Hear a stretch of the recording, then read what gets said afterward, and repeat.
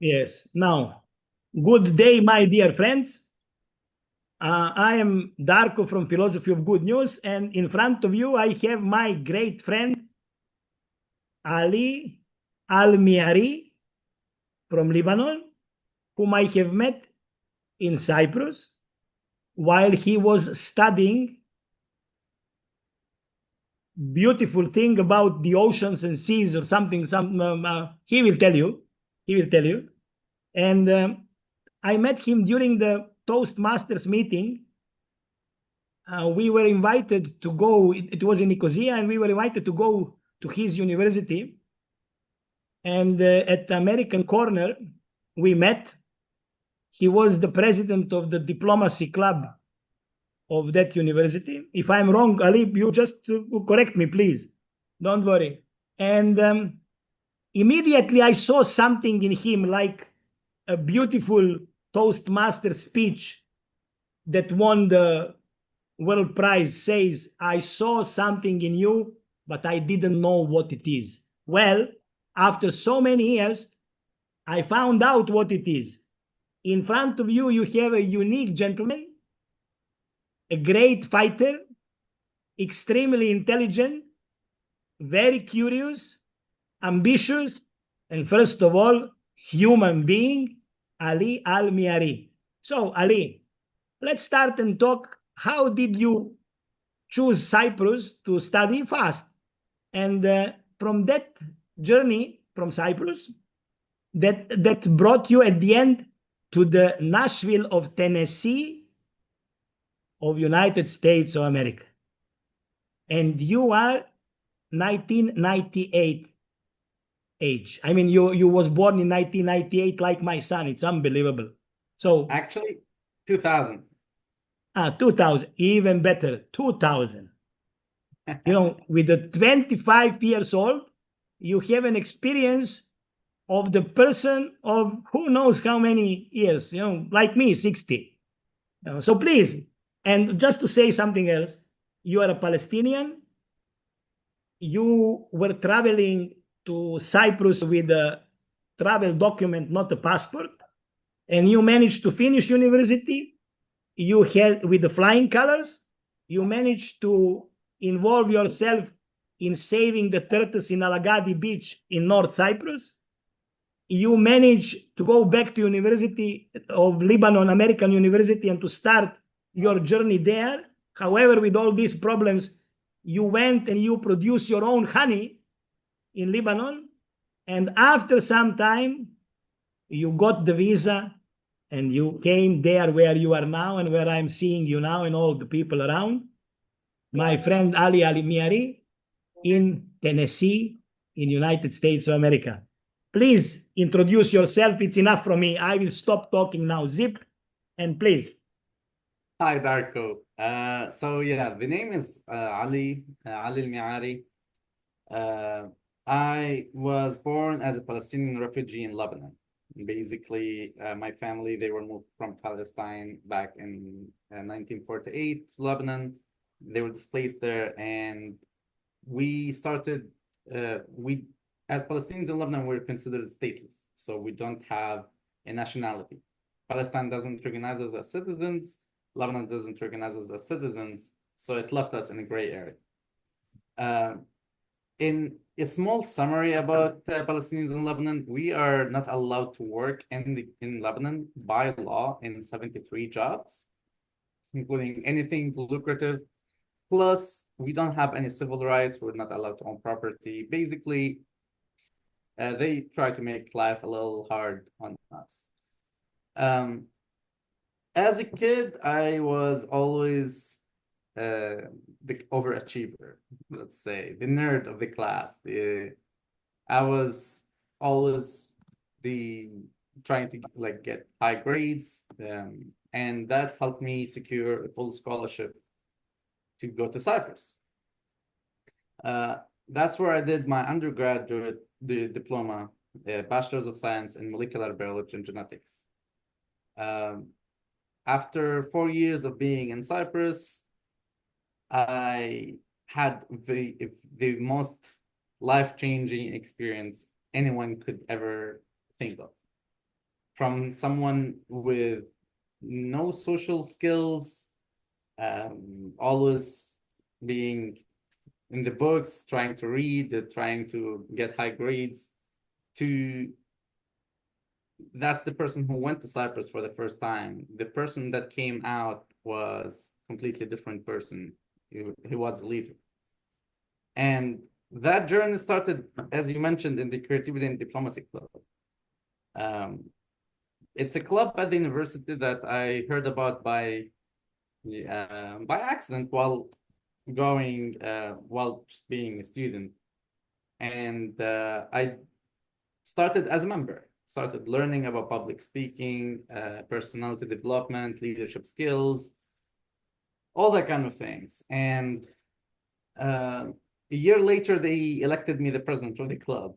So from someone who didn't know how to do public speaking, I was supposed to start teaching public speaking.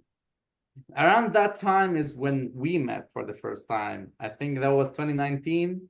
Yes. At the American Corner in near East University. Yes. You were there as a guest with Toastmasters, and I was attending the workshop. And yeah, you saw something in me, I saw something in you. I saw, like, someone with so much wisdom, so much experience in life. And our friendship started from there. And after I finished my degree from Cyprus, I went to Lebanon. I was doing a master's in marine biology because while in Cyprus, in Ali Beach, I worked with SPOT. It's called Society of Protection of Marine Turtles in Cyprus. We were doing conservation. I did it over 2 years, working with turtles, waking up at 4 a.m, going to the beach, checking for hatchlings, checking for turtles laying in nests, measuring the nest, protecting it, putting a cover from foxes, dogs, and also from humans. And that kind of initiated a passion for the environment.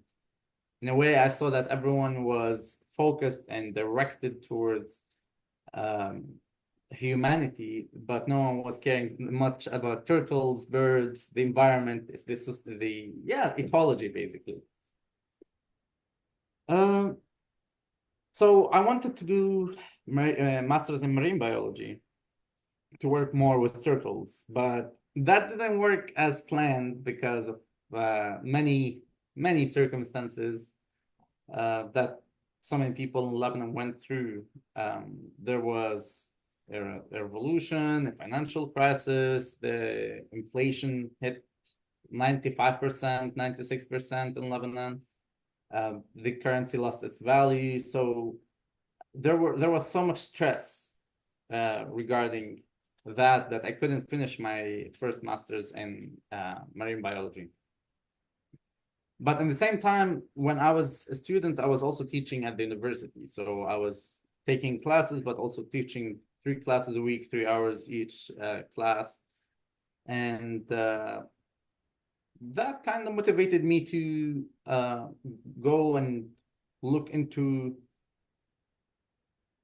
different skills, different sides that I thought I didn't have. Now, down the road, I started realizing that I need to start my own thing.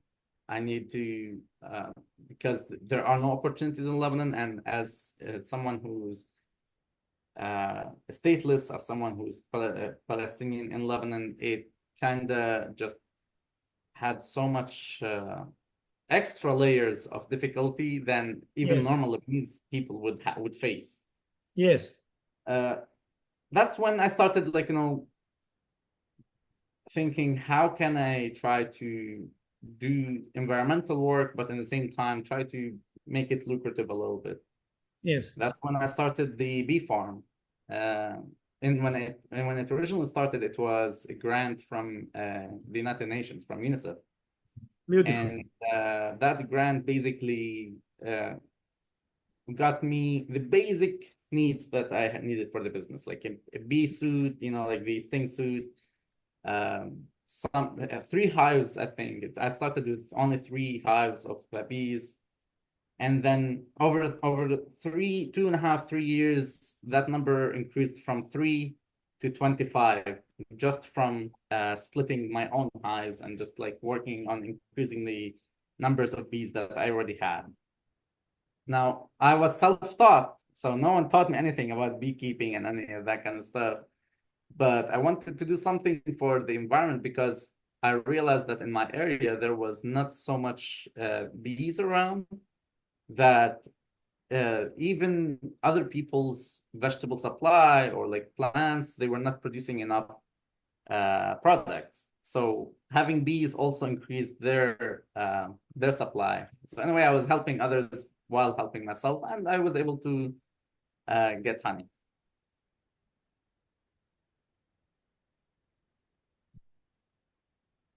And then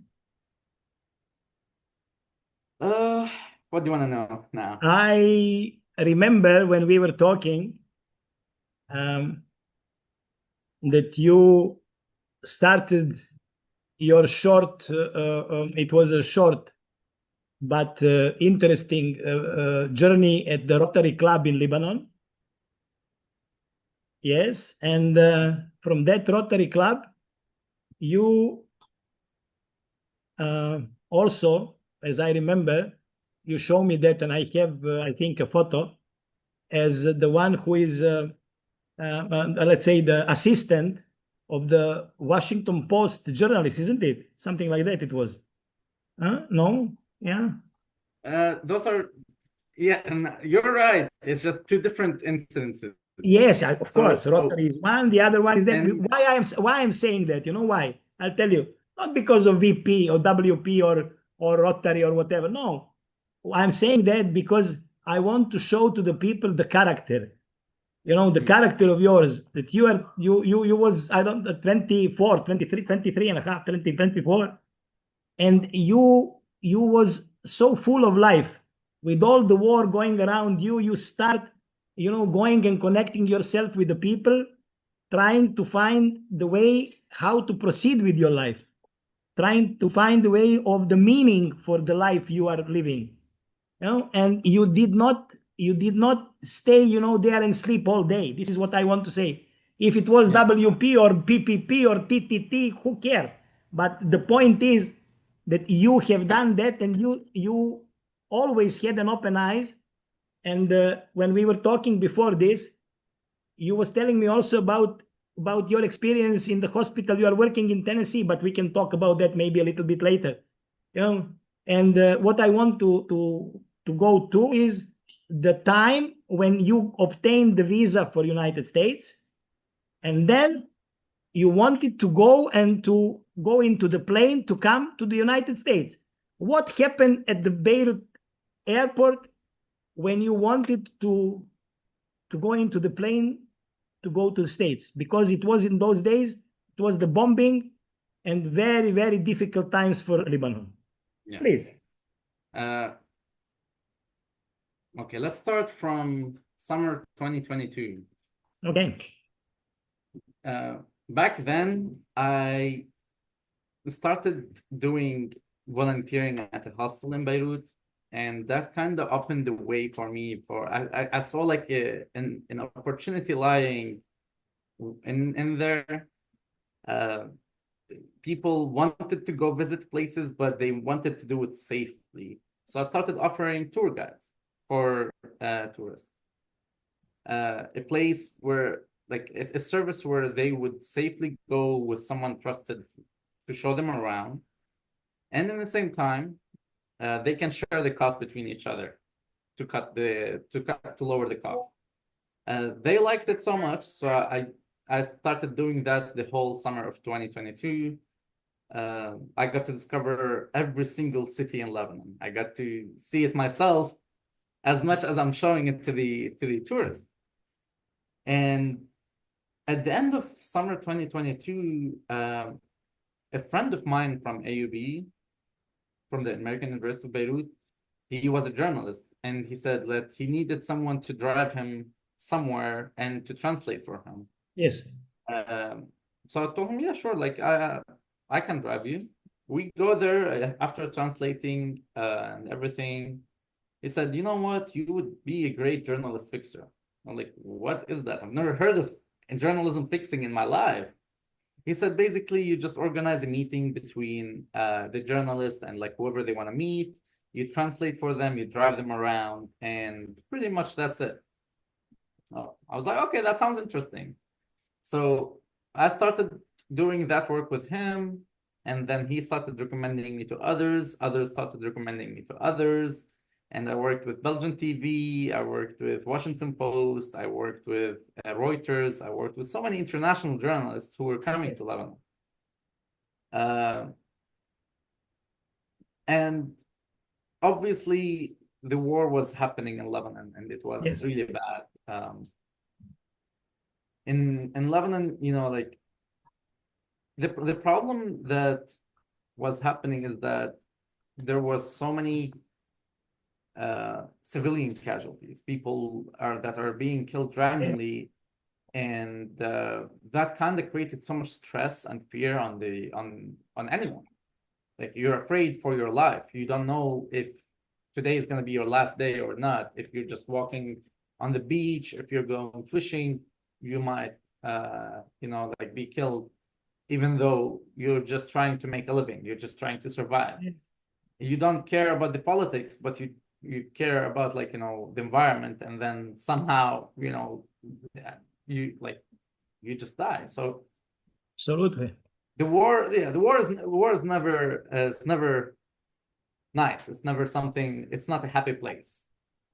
And I was so sick and tired of all of that. And then finally my visa approval came.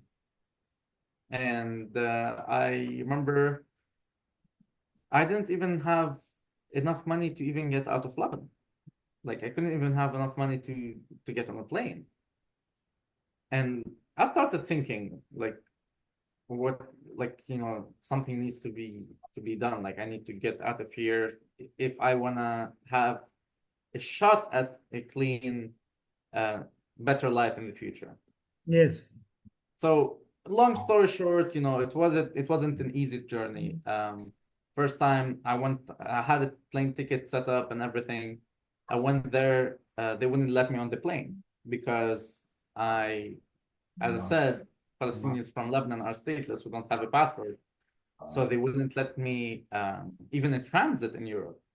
So I had to, like, you know, book another plane ticket that doesn't even go through Europe, just because, like, you know, it's in, like, you're going to the US, but you don't have the green card yet. So, like, you know, it's a gray area, like, that they don't want to deal with. Yes. They have so much extra regulations for Palestinians from Lebanon, I guess. Anyway, I made it to the US after a long journey. I remember. Cleared immigration, cleared customs, and arrived to Nashville. Yeah. And in Nashville, that's when things started getting interesting. Yes. Someone who, like, for the first time in my life, I had some rights. I'm a legal citizen, I'm a legal resident. Yes. And I have more rights than I've ever had in my life.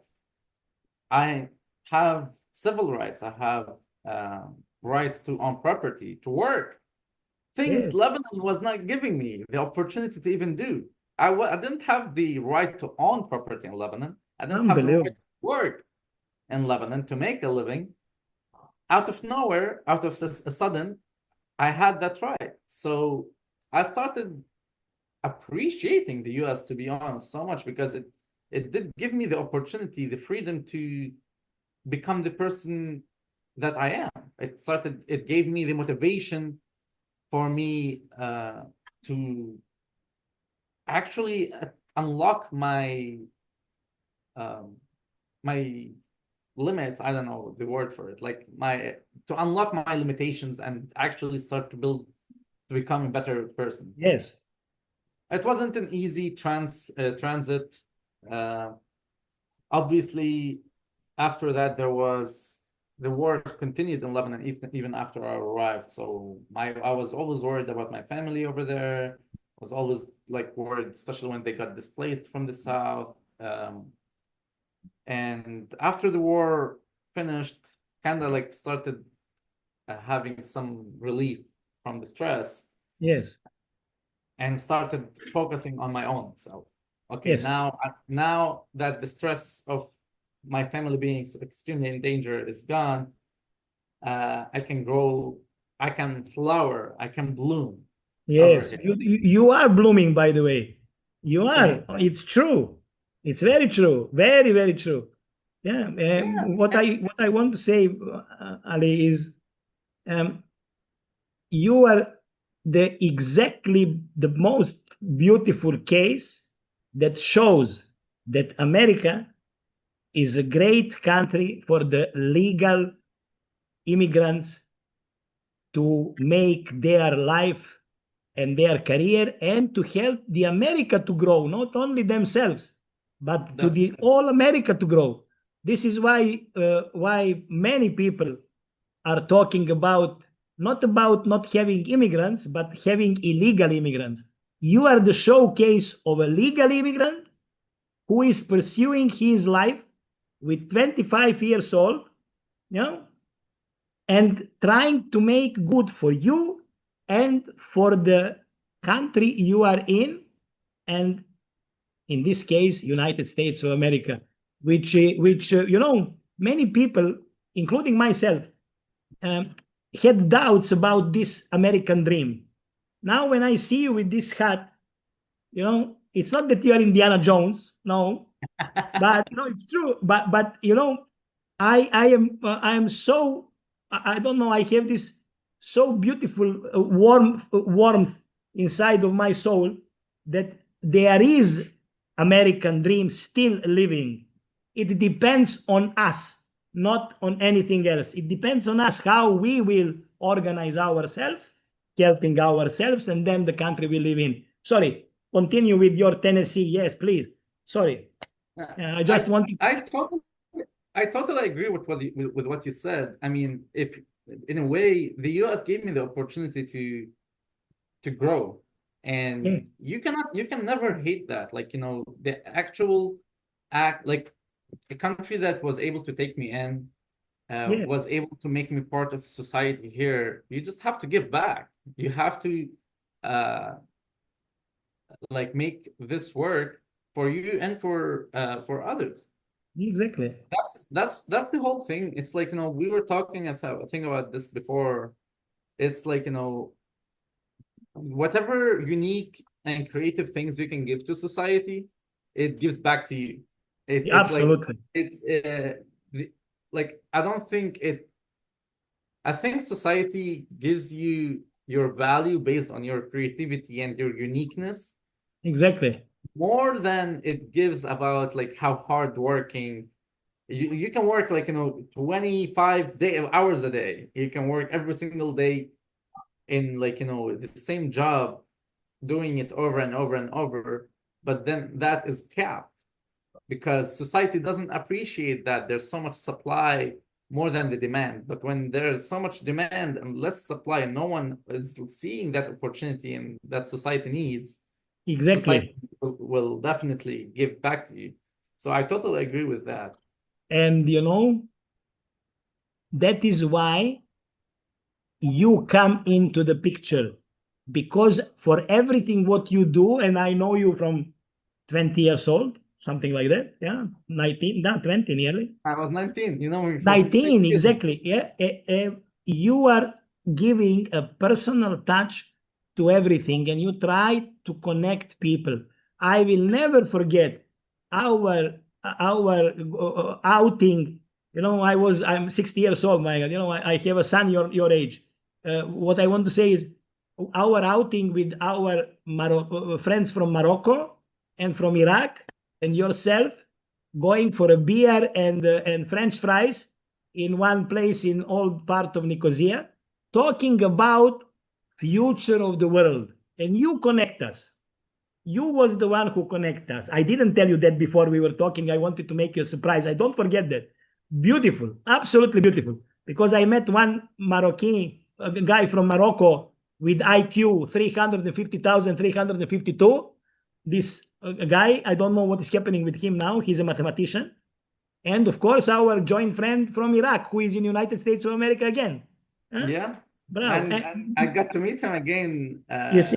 about a Yeah. month ago. You see? Yeah, that Yeah, was so when anyhow, so what I want to say, Iraq. leave them a little bit apart. What I want to say is that you connect people because you give something extra, something original, something new to everything what you do. Even now, what you told me about your new job at the hospital. If you want, we can talk about that, and then we can go to the past. We do it, future, past, today, present, whatever. Yeah, please, because it's a beautiful story you told me, and I would like really, we have maybe another 20 minutes. So it's very nice for the people to hear where do you work now, and what did you do for that place where you work to become better and more, let's say, demanding. Yeah. Okay, please. Yeah, whatever. And you can even tell me about your beautiful garden where you have pineapple, basil. You have the seeds which you got from different countries to try to make it. You can tell me about Andrew Jackson, whose house is down the road. You can tell me anything, please. Just we will have sessions, but please, yeah. So my after I set up like the whole paperwork, the whole documents, I got my driving license here, social security, and everything you need to work. Yes. I started my first job. That was, I think, beginning of November last year. That was my first job in the US, and it was in a marketing agency. I was doing like sales, trying to collect donations for nonprofits that are working with very important issues. I worked with disabled American veterans, or I worked with multiple nonprofits trying to get donations for them. And I did that for a while, and it gave me the opportunity it gave me the first opportunity to go from a city to a city within the US while working, and to get to see different states. Then after a while, I found a job at Amazon, and I was an Amazon driver for a short period of time. And in a way, I wanted to experience how life works from how the American people see things. I'm new. I know I'm new to the culture. I'm new to everything around. I wanted to see how do they perceive reality. Yes. And one of the good, interesting jobs to see that was, in my opinion, Amazon driving, because you get to experience the area around. You get to see different houses, you get to interact with different people. So this is for Jeff Bezos to hear. Yeah. That he lost the talent, but doesn't matter. He will come back. Come, yeah. Talk, yeah, please. Then after I was done with Amazon, I got a job offer to work in hospital as a patient care coordinator. I didn't know a lot about the health insurance system in the US, obviously, when new to the country, but also the fact that we don't have health insurance system in Lebanon. We don't have any system that's functioning in Lebanon. So it was a lot to learn from the beginning, because my job, like the clinic that I worked at, they were suffering because they didn't have the right person over there, and they didn't know how to manage all of that workload, and the director was overworked and all that kind of stuff. So that's when I came in. First 2 weeks, I was training. I was getting to understand different things about the job, how to do the basic things in the job. And then I started working there, and after a month through, I learned the whole thing, how the whole system works, how to take care of the patients. Then I wanted to give it a unique taste. I didn't want it to I didn't want it to be like a boring job where people just come in, they go to see the therapist, and then like you're just like a checkpoint for them. I didn't want it to be just a check. I started talking to them. I started interacting with them, socializing. Talking, seeing how their lives are. Always with a smile. Always with a big smile. That I started having so much like a gratitude from the patients, because that started increasing the patient morale. More patients started coming to the clinic, and the work of the clinic started becoming way more organized than it was before. Plus, even the patients who would leave and they're extremely happy, they would recommend it to their friends, to their friends of friends, and then the clinic started growing. It grew in like 6 months, 7 months since I started. It doubled in the size of how many patients it takes in. And everyone who comes in always treated with a smile, and they always leave with a smile.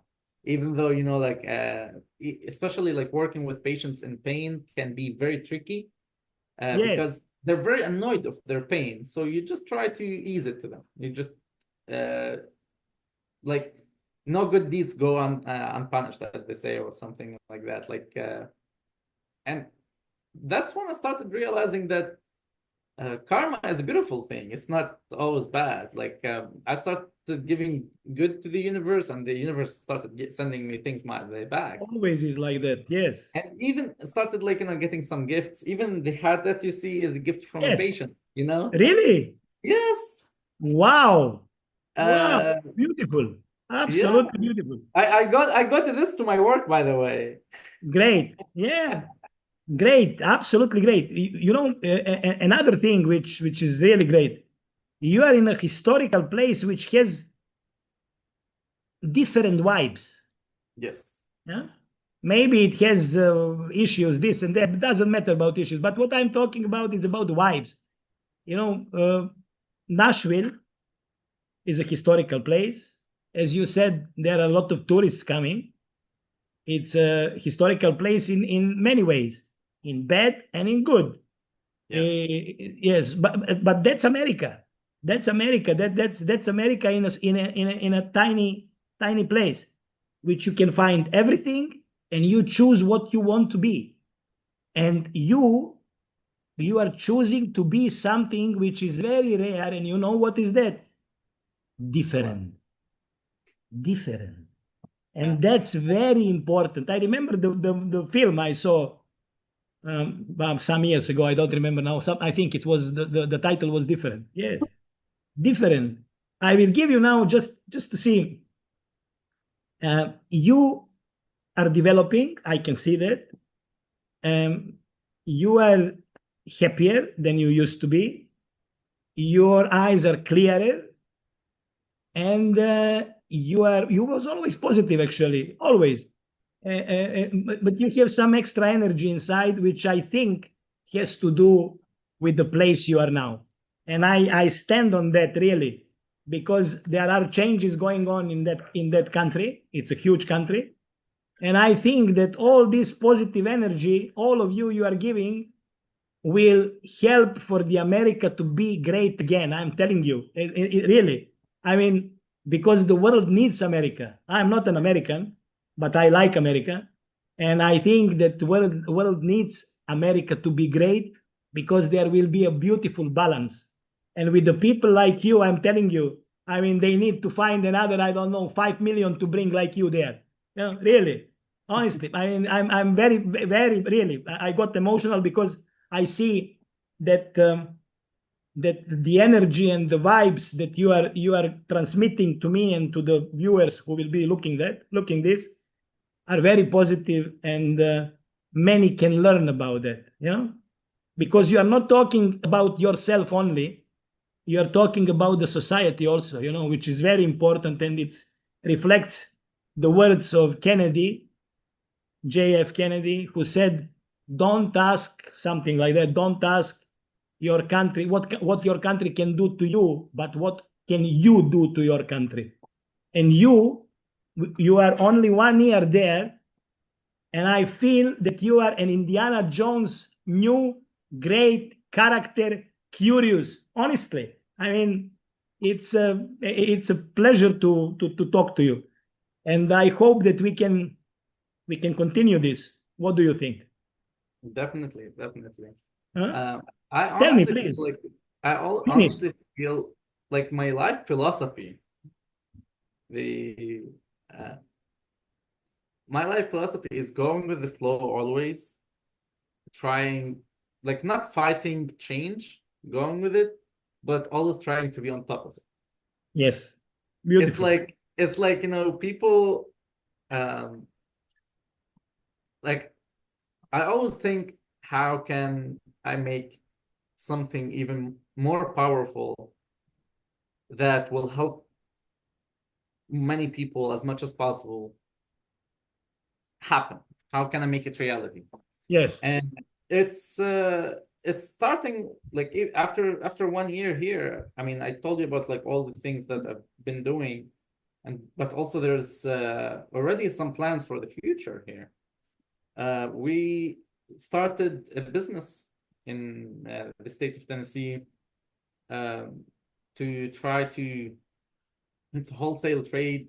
We're still working on like all Bravo. but at least we Bravo. got it set up, registered, all the documentation and all the documents are in order. Uh, Also trying to, like, in a way, trying to create a community. Ali, our meeting is finished. We start this about your business. Next time we will have 40 minutes to do it. Okay? Okay. And you promise me that you will be here always with a hat, huh? Always with the hat and with a smile and this disarming smile. Okay? Okay. You I got it. know about the business you told me, but leave the viewers, they will see it by themselves when the time comes. Okay? Okay. Nice to see you, and we continue in the next episode to talk about different things about American life of one Palestinian from Lebanon, Okay. Ali AlMiari, age 25, great guy with Indiana Jones hat.